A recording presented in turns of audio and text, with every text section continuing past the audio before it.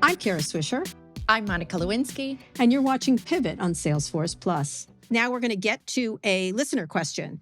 This one comes from Matt via email. I'll read it, and it's perfect for you, Monica. Do either of you think there needs to be a regulatory body to evaluate the physical and mental health effects of new technologies apart from the Food and Drug Administration after the revelations of Instagram's negative, if not lethal, impact on mental health? I wonder what other technologies, platforms may be doing to the equivalent harm as that of tobacco or other highly regulated and scrutinized product. Best, Matt.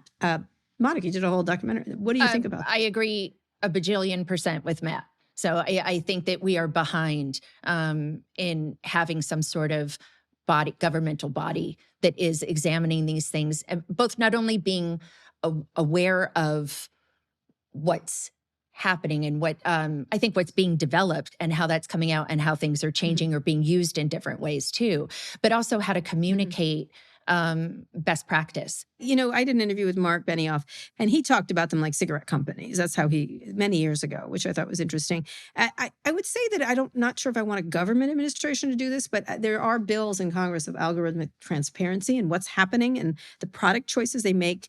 You know, I just was talking with Frances Haugen yesterday, who was the Facebook whistleblower, and the things that are here are different from what's happening back here, was her point. And the design choices, how they make it, needs to be much more transparent so you understand what goes into it and what the results are. And so algorithmic transparency and data transparency of what happens and how they move people, you know, if you're looking up healthy recipes, how you get to pro-anorexia sites and things like that. Algorithmic transparency is great, but I think it's not enough. So there's not enough tech literacy to be helpful. You know, I think just though going back to the government body of that, and this was in 15 Minutes of Shame, is that we went, you know, looking at Australia. You did. So because Australia has a really wonderful program that has been developed by, and is funded by the government, that is looking at these issues that, came out of, I think, child protection laws online. So I think that while they're looking more at harassment and protecting people online more,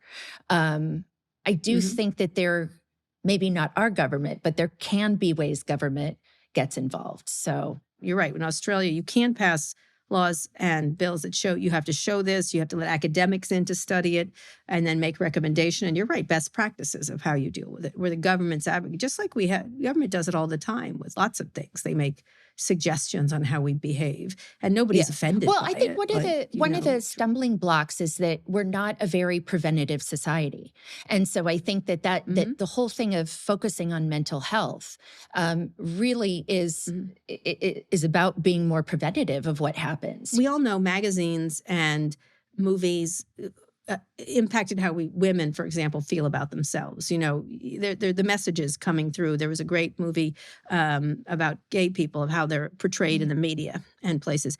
But we couldn't make the links between those. You can see them, and it's not anecdotal, but you can see gay people are all horrible, or they're predators, or they kill themselves, et cetera, or women are this way, or they want to have a man this way, whatever the messages media is sending you, or the big magazines that, fashion magazines that make everybody feel ugly, essentially, because they don't look like that.